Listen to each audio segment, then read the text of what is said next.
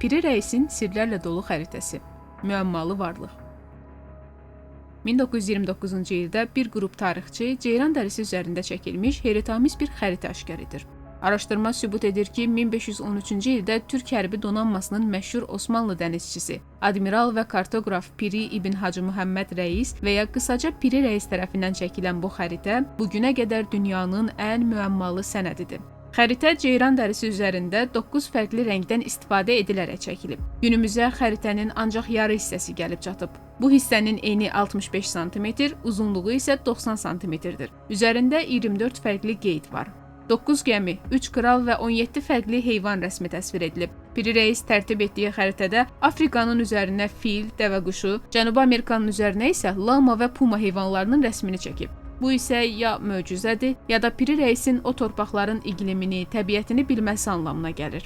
Bu xəritəni bu qədər gizəmli edən ən başlıca amil isə Piri Reisin Portuqaliyalı məşhur səyyah Fernando Magellanın dünya turundan təxminən 8 il əvvəl dünyanın yuvarlaq şəkildə olduğunu təsdiq etməsidir. Hətta xəritədə Antarktidanın dəqiq sahilləri qeyd olunmuşdu. Xatırladaq ki, Antarktida materik kimi 1818-ci ildə kəşf olunub. Qitənin kəşf olunmasından 300 il əvvəl Piri Reisin xəritəsində Antarktidanın sahilləri böyük dəqiqliklə əks edilmişdi. Eyni zamanda Antarktida dağları demək olar ki, dəqiqliklə göstərilmişdi. Amma nədənsə Osmanlı xəritəsində Antarktida və Cənubi Amerika arasındakı 1000 kilometrlik boğaz təsvir edilməyib. Bu iki materikin sahilləri birləşdirilib. Bundan əlavə, xəritədə dəqiqliklə göstərilən Antarktida hələ buzla örtülməmiş versiyada qeyd edilib. Ancaq materik 10.000 il öncə buza bürünmüşdü. 10.000 il əvvələ qədər isə Antarktida buzla örtülməmişdi. Yəni Piri Reis materikin 10.000 il əvvəlki halını təsvir etməyi bacarmışdı. Buz altında olan bu dağların və materikin sahil xəttlərinin düzgün müəyyən edilən xəritəsinin tərtib edilməsində Piri Reisin nəyə əsaslandığı bu gün də elmə sirr olaraq qalır.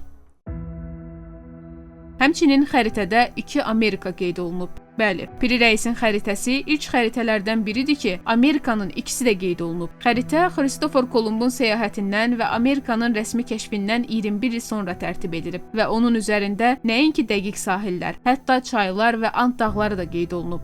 Kolumb isə Karib adalarına çatdıqdan sonra belə Amerikanın coğrafi xəritəsini çəkməmişdi. Piri Reisin xəritəsində Amazonka, Ant dağları, Falkland adaları, illər sonra kəşf edilmiş Venezuela körfəzi, Qorun burnu dəqiqliklə qeyd edilib.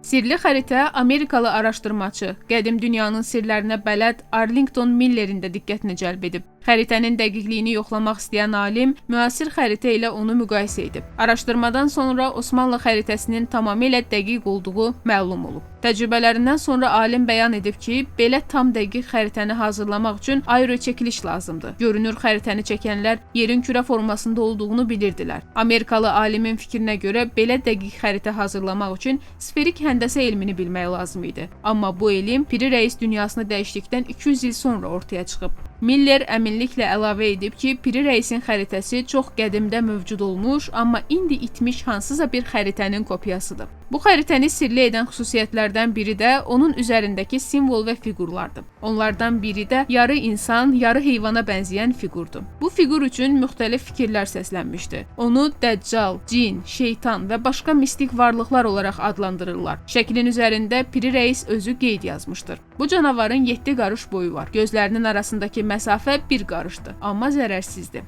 Burada bir məsələni diqqətə almaq lazımdır ki, əski zamanlarda canavar sözü daha geniş mənalara malik idi və vəhşi heyvanlara da ümumilikdə canavar deyilirdi. Bu da onu deməyə əsas verir ki, başı gövdəsində təsvir edilən və əlində bitki tutan bu varlıq cin və ya şeytan yox, elə məhz təsvir edilən bölgəyə xas heyvan növlərindən biridir və ağacda sallanan formada təsvir edilmişdi. Əlbəttə, səsləndirilən bütün fikirlər hələ də müəmma olaraq qalmaqdadır. Heç biri elmi dəlillərlə sübut olunmamışdı ki, bu da xəritənin dəyərini gündən-günə artırır. Son olaraq qeyd edək ki, Piri Reis 1465-ci ildə Geliboluda anadan olmuş, 1554-cü ildə Qahirədə Sultan Süleyman tərəfindən edam edilmişdi. Piri Reisin coğrafi bilgilərinin əks olunduğu və onu dünyaca məşhur edən bu xəritə ilə bərabər Kitab-ül Bəhriyə adlı əsəri də vardır. Hal-hazırda Piri Reisin adı ilə tanınan xəritə Topkapı Muzeyində saxlanılır və nadir hallarda nümayişə çıxarılır.